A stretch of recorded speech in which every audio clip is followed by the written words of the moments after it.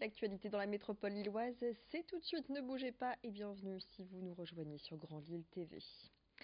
L'alerte pollution est maintenue sur les Hauts-de-France. Par conséquent, le préfet a décidé cet après-midi de mettre en place la mesure de circulation différenciée. Ce sera pour demain, mercredi. C'est une première dans la métropole lilloise. Alors notez bien, seuls les véhicules équipés d'une vignette critère 0, 1, 2 et 3 et ceux bénéficiant d'une dérogation pourront alors circuler demain dans certaines communes de la métropole lilloise. Les communes concernées sont Lille, dont Hélène, Lezennes et Lomme, Lambersart, La Madeleine, Marcq-en-Barœul, Marquette, Mons-en-Barœul, Ronchamp, Saint-André et enfin Sequedin. Des contrôles de police ont été annoncés à l'entrée et à la sortie de ce périmètre. Avec 18 degrés relevés dans notre région ces derniers jours, les températures sont actuellement plus proches de celles d'un mois de juin. Le printemps avant l'heure qui s'explique par des vents forts en altitude qui font circuler un air chaud sur l'Europe de l'Ouest. À Boulogne-sur-Mer, il n'a jamais fait aussi chaud en février depuis les années 60, mais pas de quoi sortir durablement les shorts et les tongs. Le retour à la normale est prévu jeudi. Une météo très clémente qui n'est pas forcément une bonne nouvelle pour notre écosystème. Jusqu'à la fin du mois de mars, habituellement, c'est une période très importante sur le plan hydrologique, période de recharge, on l'appelle, qui permet aux nappes phréatiques de regagner de l'humidité et de constituer les stocks d'eau en vue de l'été. Les explications de Julien Perfettini de Météo France Nord au micro de Vincent Vieillard.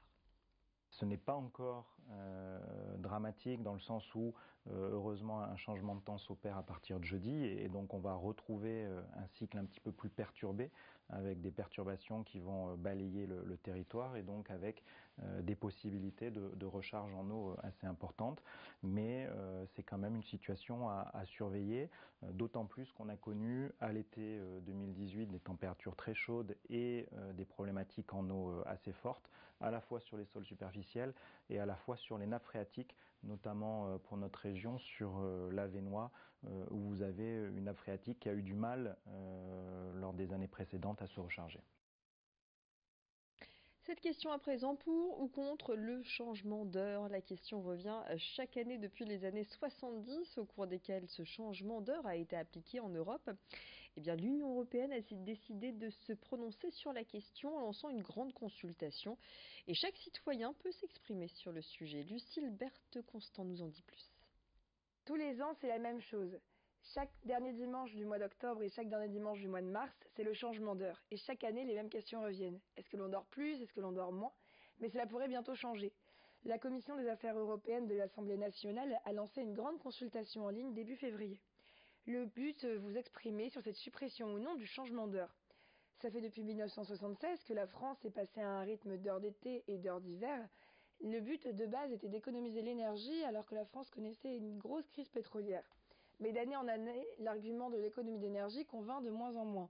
C'est pourquoi la Commission européenne a lancé une grande consultation l'été 2018 et sur les 4,6 millions de participants, 84% ont été pour une suppression du changement d'heure.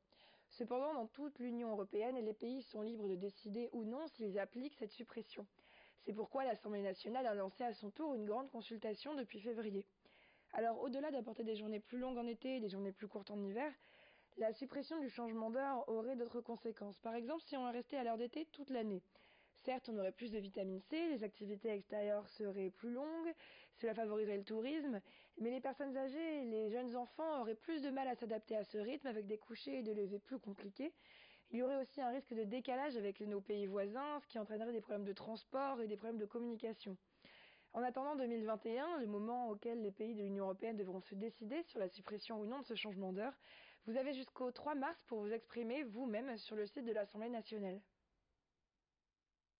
Et notez que le prochain changement d'heure aura lieu le 31 mars. Ce passage à l'heure d'été pourrait être le dernier. Dans les Hauts-de-France, le marché de l'immobilier se porte bien en ce premier semestre 2019, contrairement À certaines métropoles comme celle de Bordeaux ou de Lyon, la métropole lilloise reste accessible. Elle enregistre une inflation de 2% avec un prix moyen de 3 500 € le mètre carré. Depuis 3 ans, les taux des crédits immobiliers sont bas et favorisent achats et investissements. En revanche, le nombre de constructions affiche une baisse. Les explications de Philippe Depasse, président de la Fédération des promoteurs immobiliers dans les Hauts-de-France. Cette année et l'année dernière, il y a eu en tout cas des programmes intéressants qui vont sortir, des programmes plus en centre-ville, donc dans l'ancien quartier latin. Il y a le quartier Saint-Sauveur qui va sortir, je veux dire, courant 2019. Voilà des vrais beaux programmes lillois qui permettront finalement de faire des achats, je veux dire, dans l'île même. Alors bien sûr, il reste toute la métropole lilloise avec des villes, là j'enfonce des portes ouvertes en reparlant du fameux BMW, Bondu, Marc Wascal, qui reste toujours bien sûr des villes très prisées des investisseurs et des propriétaires occupants. Et du 8 au 10 mars, le salon Immotissimo se tiendra à l'île Grand Palais, l'occasion de se renseigner sur les programmes immobiliers dans la région en présence des acteurs du marché. Cette année, un focus sera proposé sur le Portugal, destination prisée des retraités français.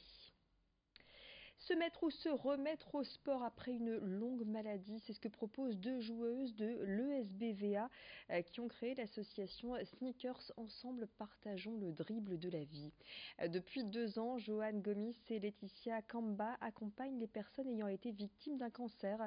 Un accompagnement physique qui passe par leur passion, le basket. C'est ce que l'on appelle une équipe de sport santé 2 fois par semaine. Les 2 joueuses proposent des entraînements qui permettent de se reconnecter avec son corps. Les séances sont d'abord consacrées à la remise en forme, puis elles intègrent le ballon petit à petit. Entraînement adapté et spécialement élaboré avec des préparateurs physiques et des kinés. Vincent Vieillard a rencontré les 2 joueuses villeneuvoises.